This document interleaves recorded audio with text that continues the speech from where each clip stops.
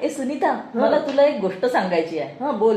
तुला माहिती आहे का, आपल्या देशामध्ये दरवर्षी 2 लाख बालकांना जन्मताच हार्ट डिसीज असतो. आई ग, मग याला उपाय काय? ऑपरेशन. अगं कोण करतं हे ऑपरेशन? अगं मुंबईला, नवी मुंबईला खारघर इथे ओके. श्री साई सेवा ट्रस्ट हॉस्पिटल आहे. हम्म. तिथे अतिशय तज्ञ डॉक्टर आहेत. हं. आणि तुला सांगते, फक्त 1.5 लाखामध्ये ते ऑपरेशन करतात. ए अगं, पण गरीब लोकांना हा पण खर्च जास्त आहे ग. अगं म्हणूनच आमचा जो क्लब आहे, rotary club of Pune Deccan Gymkhana, तो ह्या कामासाठी फंड रेझिंग करतो आहे. गेल्या वर्षी सुद्धा आम्ही 22 बालकांचं ऑपरेशन केलं. बर. आणि या वर्षी आम्ही फंड रेझिंगद्वारे पैसा जमवून ह्या बालकांचे ऑपरेशन्स करणार आहोत. हो, पण म्हणजे या फंड रेझिंगला कार्यक्रम काय आहे?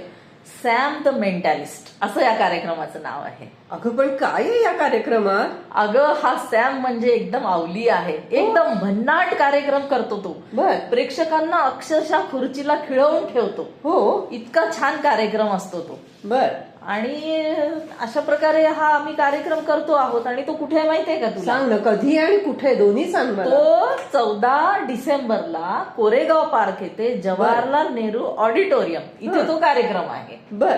हे आता मला ना खूप उत्सुकता लागली या कार्यक्रमाची. मला पण यायचंय ग. काढ मग तिकीट. हा. हे पा, तुला जर का तुझ्या बिझनेसची जाहिरात करायची असेल तर तू डोनेशन देऊ शकते. ओके. आम्ही तिथे तुझ्या बिझनेसचं बॅनर लावतो किंवा एडी पण दाखवू शकतो.